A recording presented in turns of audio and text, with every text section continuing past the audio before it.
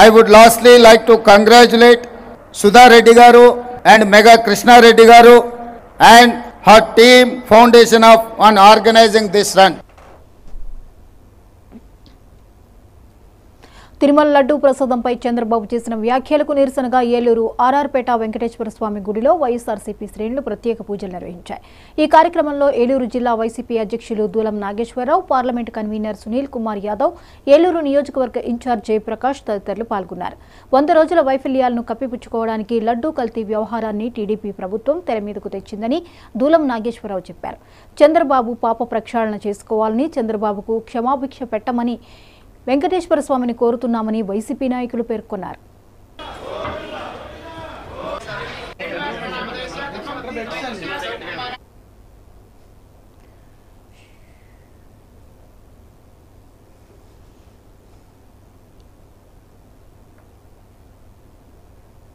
జగన్మోహన్ రెడ్డి గారు వారి ఆదేశాల మేరకు ప్రతి నియోజకవర్గం, మండలం, గ్రామాల్లో కూడా దేవాలయాల్లో పూజలు జరిపే కార్యక్రమాన్ని ఈ రోజున జరుపుతున్నాం. ఆ కార్యక్రమం ఎందుకు జరుపుతున్నామంటే ఈ రాష్ట్రంలో కొత్తగా ప్రభుత్వం వచ్చి 100 రోజులైన సందర్భంగా 100 రోజుల పండుగ జరుపుకోవాలని ఎంతో ఆతృతతో ప్రజల ముందుకు వెళ్ళాలని ఆరాటపడినటువంటి ప్రభుత్వం, ఆ ప్రభుత్వం వైఫల్యాలు కప్పిపుచ్చుకోవడానికి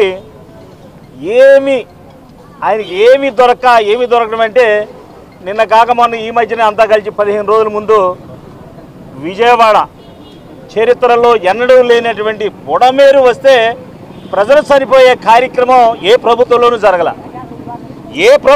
జరగల. కానీ ఇప్పుడున్న ప్రభుత్వంలో మాత్రం అమాయక ప్రజల ప్రాణాలు బలికొన్నది ఈ ప్రభుత్వం. దానికి కారణం ఎవరు? మహాకూటమి. దానికి ప్రధాన సంధానకర్త మన ముఖ్యమంత్రి చంద్రబాబు నాయుడు గారు. అలాంటి పాపాలు చేసి అది కూడా జగన్మోహన్ రెడ్డి గారి మీద నెట్టేయాలని చూశాడు. పాపం కుదరలా.